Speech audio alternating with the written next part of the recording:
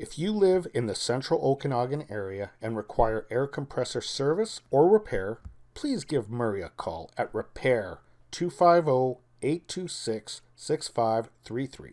That's Murray at Repair 250-826-6533. Quality work at a fair price.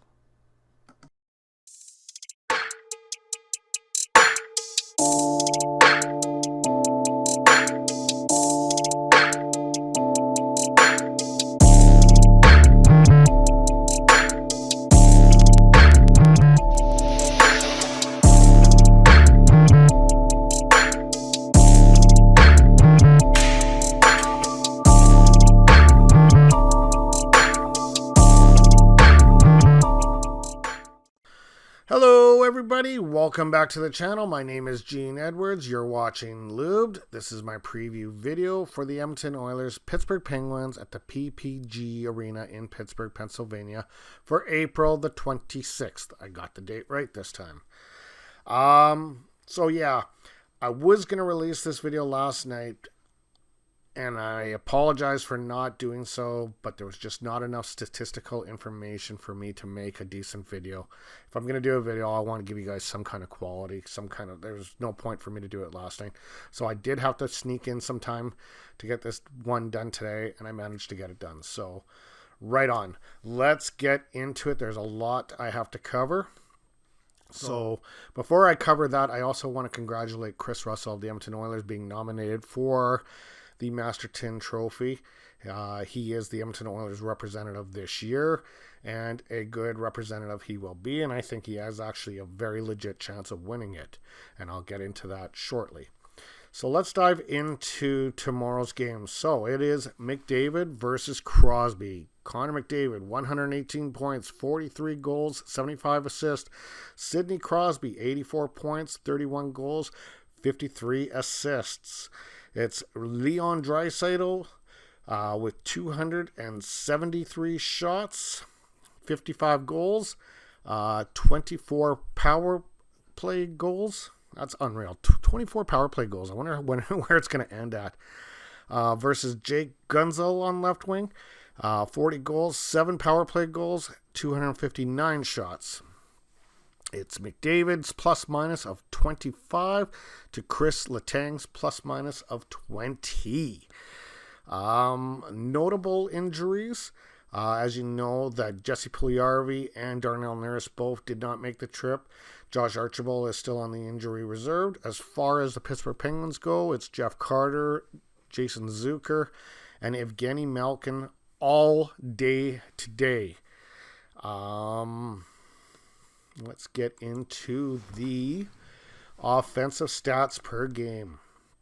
All right, so this is my breakdown for the comparison and where they rank in the league. So Edmonton ranks 7th in the league for goals as they have a 3.46 to the Pittsburgh Penguins, 3.29, ranking them 11th. As far as shots on goal goes, Pittsburgh actually leads in this category with 34.6 shots, which ranks them 7th in the league. Edmonton is at 34 shots, which ranks them 10th in the league. Power play, Edmonton 4th in the league, 25.7. Pittsburgh 18th in the league with a 20.7. Face-offs, Edmonton 8th in the league, averaging 51.5 of the face-offs. Pittsburgh 12th in the league with 50.9. So you can see that the comparisons are fairly close for the most part. As far as shooting percentage goes, another close one. Edmonton is 11th in the league with a 10.2. Pittsburgh 14th in the league with a 9.5. When it comes to the defensive side of things, for goals allowed, Pittsburgh is 2.68, ranking them 5th in the league. Edmonton is 18th in the league with a 3.09. So a little bit of separation when it comes to that. When it comes to shots allowed, Pittsburgh 14th in the league with 31.2. Edmonton 18th in the league with 32.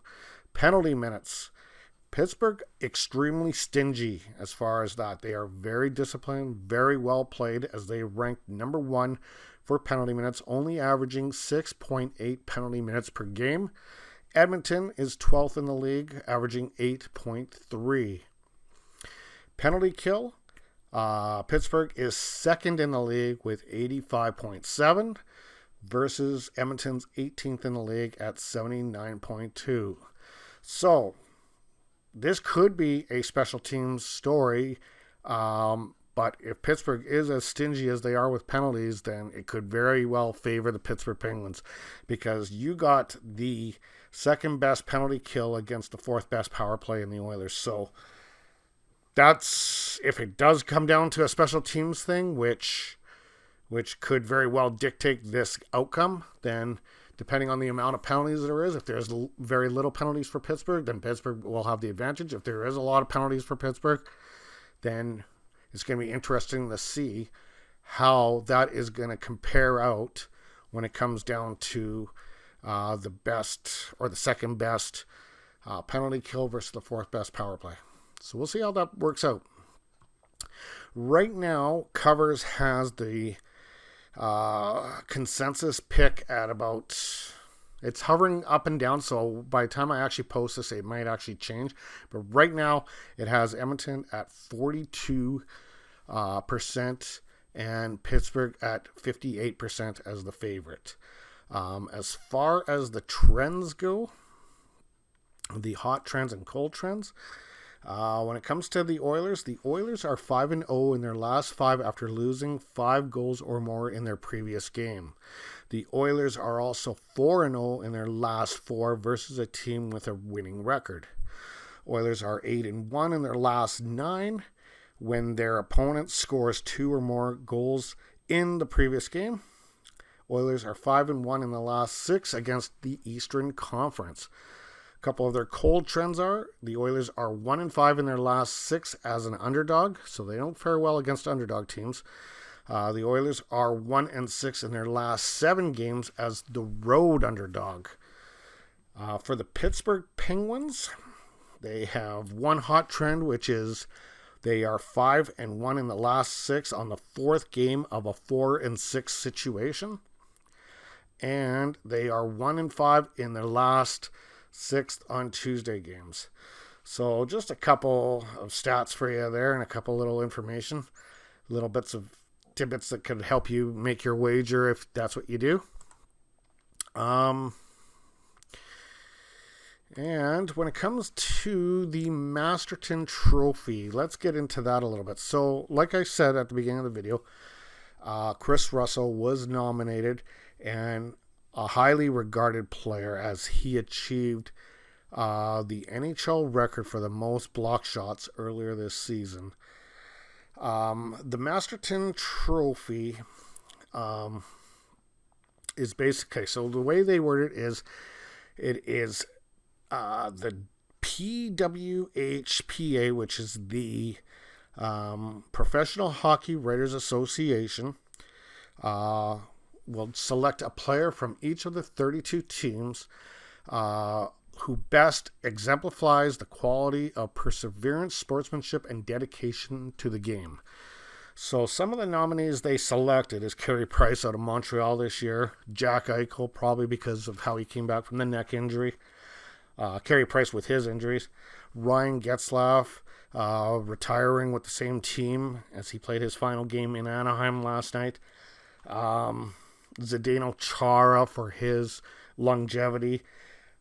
So I looked at some of those names, and those are the ones that really stood out. And I think a guy that blocks shots for a living, and he was joking with the media earlier today about and laughing about how many bones he's broken in his career with it. So, I mean, if that doesn't speak out, best exemplifies quality and perseverance and sportsmanship and dedication to the game, what does?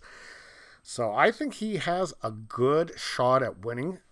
Maybe it's my biased view on it, but I think he has a good shot. A guy that blocks has the record. Okay, we're talking the NHL record for the most blocked shots. That puck is not soft, man. That puck is freaking hard. And for him to take, I forgot what the record was, but it's in the, like, 2,000, I think, something right there, somewhere around there. Like, it's crazy. So anyway, guys, that's all I got for you tonight. We will see you tomorrow. I may have this video out a little bit later tomorrow, and it's not going to be because of a technical issue. I am probably going to tune right into the Vegas-Dallas game right after the Oilers game. Just because that is a major game with major playoff implications. And I'd like to see the outcome of that. And then I will get to work on this video and post it out for you guys. You guys have a great night.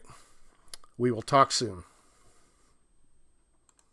Oiler fans, the #1 fan base in North America. If you guys like the content that Sammy and I bring you, please feel free to like, share, and subscribe, and leave messages in the comment section below. We will talk to you soon. Have a great night.